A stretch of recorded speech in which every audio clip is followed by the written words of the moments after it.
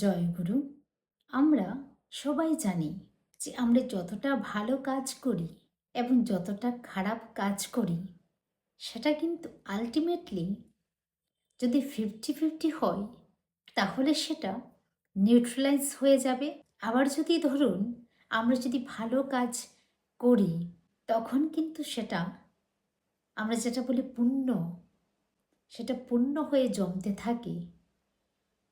আবার যদি খারাপ কাজ করি তাহলে যেটুকু ভালো করেছিলাম সেটাও কিন্তু কেটে যায়।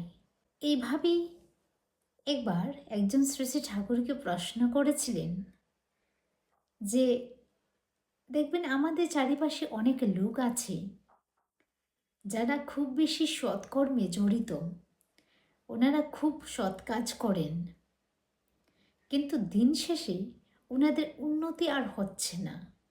আমাদের মাঝে মধ্যে মনে হয় না যে সৎ কাজ করেও দেখি কোনো ফল নেই, বরং অনেক সময় এরমও দেখা যায় যে যে লোকটা সব সময় কুকর্ম করেছে তার জীবনটা দিব্যি ভালোই কাটছে।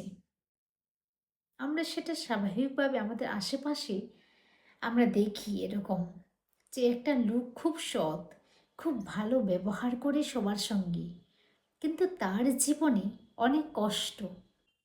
আবার একটা লোক চুরি চামারি করছে, খুব খারাপ আচরণ করছে, সে কিন্তু দিব্যি ভালোই চলছে। শ্রী ঠাকুরকে জিজ্ঞাসা করেছিলেন যে সৎকর্ম করেও আমাদের উন্নতি হয় না কেন?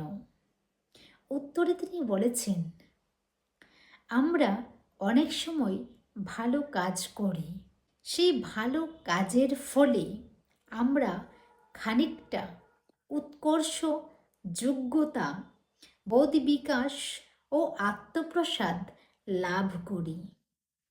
সেইটি হয়তো পরে আবার কোনো খারাপ কাজে লাগিয়ে দিলাম। তীক্ষ্ণ বুদ্ধির চাতুর্য ও শক্তি প্রয়োগ করে হয়তো কাউকে ধাপ্পা দিলাম প্রবৃত্তি তাড়িত হয়ে, এইভাবে ওটা খরচ হয়ে গেল। কিংবা সেই সৎকর্ম উৎসৃষ্ট শক্তি ও বুদ্ধিবৃত্তিকে নিয়োগ করলাম খারাপ কাজে। এইভাবে আমাদের উন্নতি আর হয় না।